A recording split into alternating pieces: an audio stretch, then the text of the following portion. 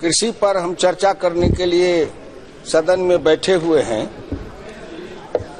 कृषि हमारा भारतीय संस्कृति का आधार रहा है। नाम ही अंग्रेजी में इसका नाम है एग्रीकल्चर। मैं अंग्रेजी को व्याकरण के संधि विच्छेद से, आप ज्यादा उसमें विद्वान हैं, जब हिंदी के व्याकरण से संधि विच्छेद करता हूं तो एग्री और कल्चर, तो एक बार मेरे दिमाग में आया agreement of all culture that is called agriculture. जहां सभी संस्कृतियों का समन्वय है वही कृषि है। इसीलिए इस कृषि को केवल किसी दल का न समझना चाहिए, किसी जाति का न समझना चाहिए, किसी धर्म का नहीं समझना चाहिए। बिना रोटी के कुछ नहीं हो सकता। जब हम समाजवादी आंदोलन में थे तो नारा लगाते थे, मांग रहा है हिंदुस्तान रोटी कपड़ा और मकान। साम्यवादी मांगा करते थे, मांग रहा है हिंदुस्तान लाल किले पर लाल निशान। तो उनको लाल किले पर लाल निशान चाहिए था, मुझे हिंदुस्तान में रोटी कपड़ा और मकान चाहिए था। और तब से ये नारा लगाते आए कि हिंदुस्तान में रोटी कपड़ा मकान, कोई ऐसी सरकार आ जाए जो इस नारा को सुन ले।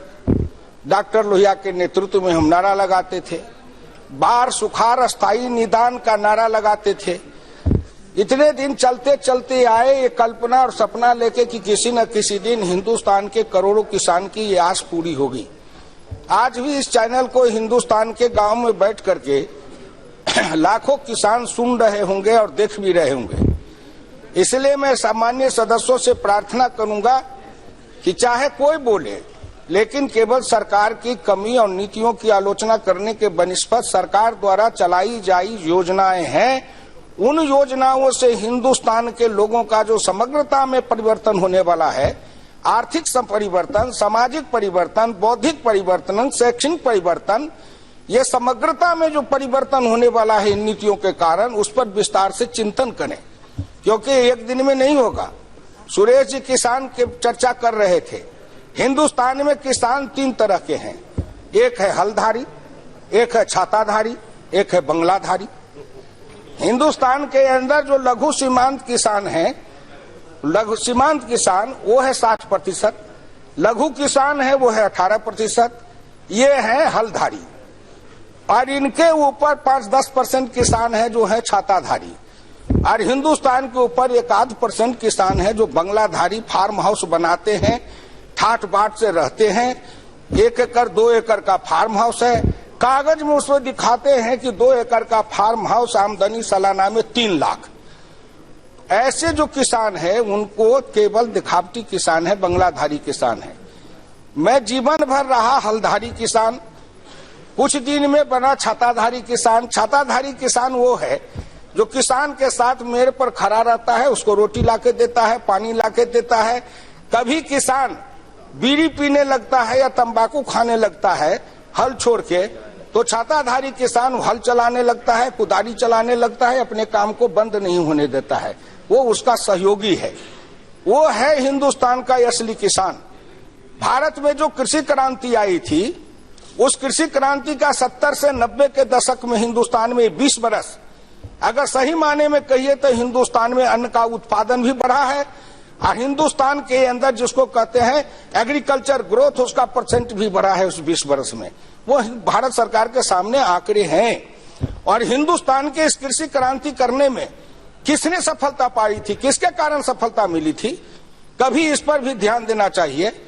मैं कृषि समिति के स्टैंडिंग कमेटी का चेयरमैन हूं, लेकिन इससे पहले 77 से मैं हिंदुस्तान के सभी ICAR के अनुसंधान संस्थानों का भ्रमण किया हूं।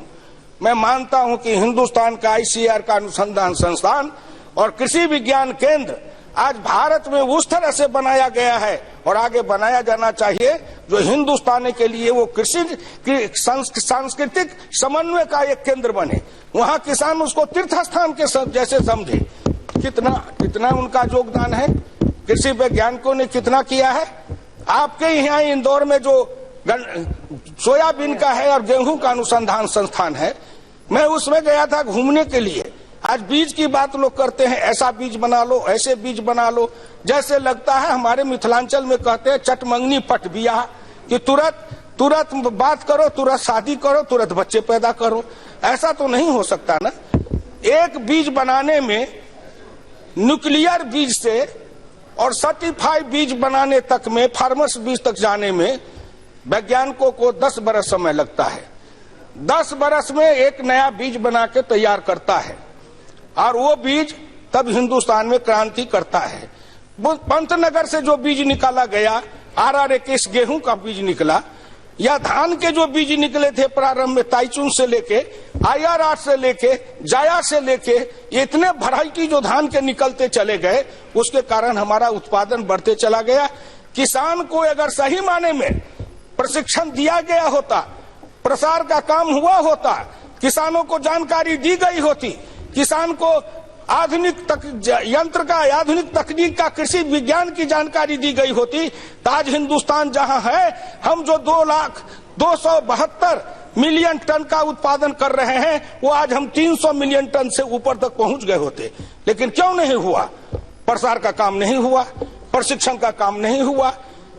हम मधुबनी में जिस समय मैं यहाँ कृषि मंत्री था, उस समय संजोग से मधुबनी में एक डिस्ट्रिक्ट मजिस्ट्रेट थे।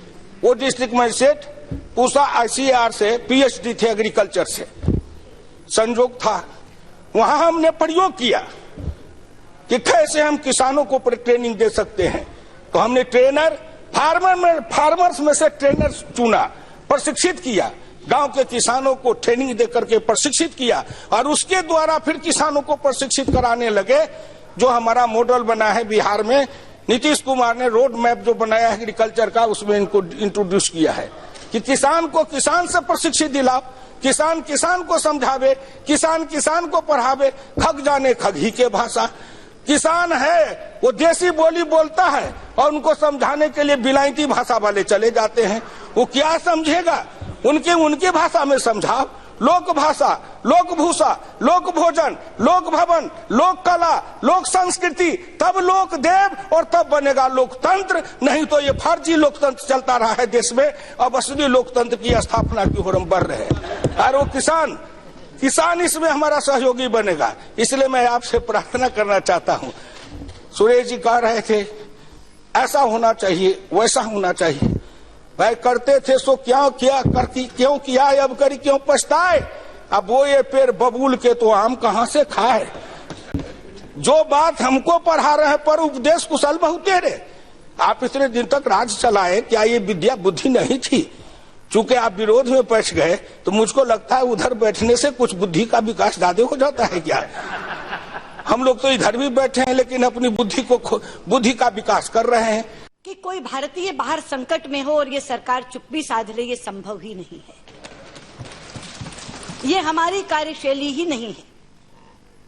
पूरा सदन और पूरा देश इस बात का साक्षी है कि अगर एक भी भारतीय संकट में आता है तो हम 24 घंटे के अंदर उसकी पीड़ा का निराकरण हो इसका प्रयत्न करते हैं।